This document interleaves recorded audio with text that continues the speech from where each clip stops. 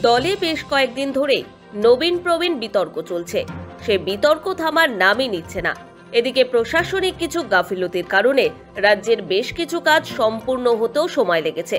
সূত্রের খবর, এসব নিয়েই বেশ কয়েকদিন ধরেই ক্ষুব্ধ অভিষেক। সূত্রের খবর, তিনি বলেছিলেন যে তিনি ডায়মন্ড হারবারের মধ্যেই সীমাবদ্ধ থাকতে চান। তবে এসবের মাঝেও লোকসভার আগে দফায় দফায় রাজ্য জুড়ে হচ্ছে তৃণমূলের বৈঠক। ইতিমধ্যেই বেশ কয়েকটি জেলায় বৈঠক সম্পন্ন হয়েছে। এবার রিভিউ বৈঠকে বসতে চলেছেন ডায়মন্ড হারবারের লোকসভা কেন্দ্রের সাংসদ অভিষেক বন্দ্যোপাধ্যায়। এর আগেও রিভিউ মিটিং করেছেন অভিষেক।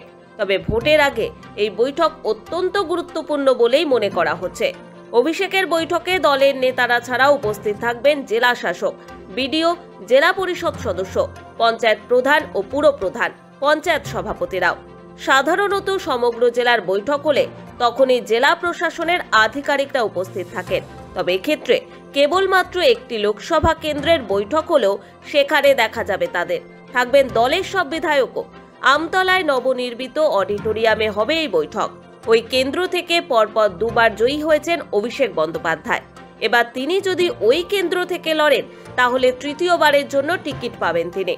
বর্তমানে অভিষেক দলের সর্বভারতীয় সাধারণ সম্পাদকের পদ সামলাচ্ছেন। ওই কেন্দ্রে অন্যান্য বিরোধী দল কাদের টিকিট দেবে তা নিয়েও জল্পনা রয়েছে। উঠে এসেছে আইএসএফ বিধায়ক নওশাদ সিদ্দিকের নামও। রাজনৈতিক মহলের একাংশ বলছে, গত 5 বছরে পরিস্থিতি বদলেছে অনেক। একের পর এক দুর্নীতির অভিযোগ উঠেছে শাসক দলের একাধিক নেতার বিরুদ্ধে।